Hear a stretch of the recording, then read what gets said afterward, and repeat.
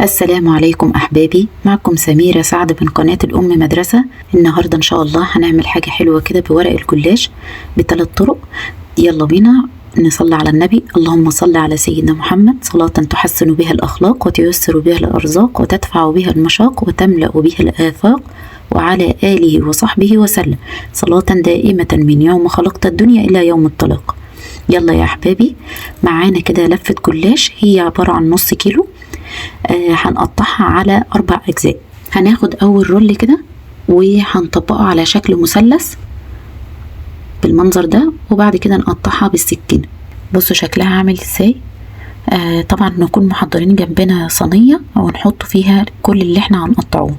هنعمل واحدة تانية نعملها برضك على شكل مثلث، نطبقها كده وبعدين نحطهم ونرصهم جنب بعض. كده عملنا الكمية كلها.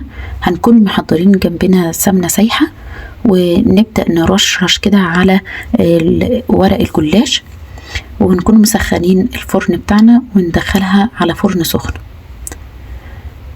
طبعا لو وصلتوا لغاية هنا حبايبي ما تنسوش تعملوا لي لايك وشير وكومنت حلو من عندكم. يلا نعمل الطريقة التانية.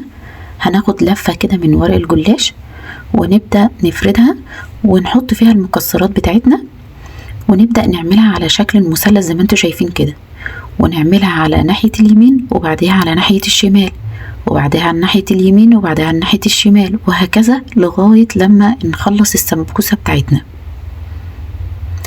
نعمل واحدة تانية معاكم. هنجيب كده المكسرات بتاعتنا نحطها الأول على طرف كده ورقة الجلاش بتاعتنا، وبعدين نتنيها على شكل مثلث، ونتنيها من ناحية اليمين وبعدها ناحية الشمال، بعديها ناحية اليمين وبعدها ناحية الشمال، زي المثلث بالظبط كده. ودي هي السمبوسة اللي هي بالمكسرات. هنجيب معانا معلقتين من الدقيق وهنقلبهم في ربع كوباية مية. ليه بقى؟ علشان نقفل بيها السمبوسات اللي احنا عملناها، عشان ما تتفكش لما نحطها في الفرن بتاعنا. نقفلها كويس ونبدأ نرصها جنب بعض في صينية مدهونة بالسمنة. نعمل واحدة تانية معاكم، ندهنها كده بخليط الدقيق اللي احنا عملناه ونرصها جنب بعض. يلا بينا بقى نعمل الطريقة التالتة. هناخده برضو اللفة الأخيرة من الجلاش وهنبدأ نحط فيها أي حشوة انتوا عايزينها زي الكاستر أو القشطة، وأنا هقولك الطريقتين ازاي تعمليهم. احنا عملنا قبل كده طريقة الكاستر، وهي طريقة سهلة جدا. بنحط معلقتين من الكاستر على معلقة سكر على كوبايتين من اللبن ونحطهم على النار لغاية لما يتقل خالص، وممكن تزودي عليهم معلقة نشا عشان يتقل قوي، عشان تعرفي تحطيها في السمبوكسات كده. وبعديها تروحي تقفلي السمبوكسات بتاعتك بخليط الدقيق اللي احنا عملناه. طب طريقة القشطة، لو أنا عايزة أعمل القشطة الكدابة هتحطي معلقتين من النشا ومعلقة من السكر على 1.5 كوباية من اللبن وتحطيهم على النار لغاية لما تتقل. هنكمل الكمية كلها بتاعت سمبوكسات الكاستر وهنحطها في صينية مدهونة بالسمنة، ونرشش عليها كده السمنة بتاعتنا وندخلها برضك على فرن سخن.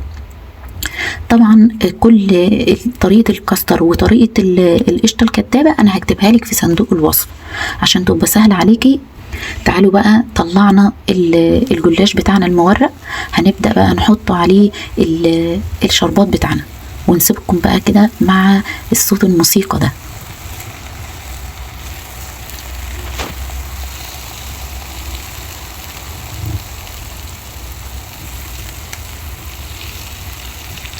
برضك هنطلع السمبوكسات بتاعتنا من الفرن ونحطها في الشربات بتاعنا ونبدأ نرصها جنب بعض. طب الشربات انتي برضك ما قلتيش عليه، لا انا عملت ليه فيديو خاص، ممكن ترجعي للفيديوهات بتاعتي تتفرجي عليه. وبرضك هكتب لك المكونات بتاعت الشربات في صندوق الوصف وهقوله معاكي دلوقتي. 1.5 كوباية من السكر عليهم 1 كوباية مية، واول ما تيجي تغلي الشربات تروحي تعصري عليها عصرة ليمونة وتسيبيه 7 دقايق بالظبط، وتحطي عليها حاجة بسيطة من الفانيليا. بصوا كده منظر بقى الجلاش، بصوا مورق حلو ازاي. تبدأي تحطي فيه القشطة بتاعتك او الكاستر بتاعتك. هتكملي الكمية كلها، وتكوني طبعا انت مجهزة جنبك المكسرات اللي احنا هنحطها على الجنبين. طبعا حبيبتي لو عجبك الفيديو ما تنسيش تعملي لايك، ولو اي حاجة انتوا عايزين تستفسروا عنها ممكن تقولها لي وانا هجاوب عليكم في الكومنتات. طبعا الكمية كلها خلصناها. هنبدأ نجيب بقى المكسرات بتاعتنا ونبدأ نحطها عليها من الجنبين كده، وبكده عملنا 3 أنواع من لفة الجلاش الواحدة. عملنا منها سمبوكسات بالمكسرات بس، وسمبوكسات بالقشطة أو الكاستر، وعملنا كمان جلاش مورق حطينا فيه الكاستر أو القشطة الكدابة، وحطينا عليه المكسرات بتاعتنا على الجنبين، وحطينا عليهم من فوق كده رشة الجوز الهند والسوداني. واهم حاجة التقديمة، وبالهنا والشفا على قلوبكم، جربوها وهتدعولي، طعمها تحفة تحفة تحفة. وكده احنا غيرنا شوية، بدل الكنافة والقطايف اللي احنا على طول بنعملها في شهر رمضان، دي طعمها جميل يا جماعة، جربوها مع كوباية القهوة بقى بعد الفطار، تحفة. وبالهنا والشفا على قلوبكم. طبعا احبابي ما تنسوش تعملوا لي لايك وشير وكومنت حلو، وتشتركوا في القناة بتاعتي وتفعلوا زر الجرس عشان يوصل لكم كل جديد. خلاص رمضان معانا بسرعة، يا رب يتقبل منا صيامنا وقيامنا وصلاتنا، ويتقبل منا دعواتنا يا رب العالمين.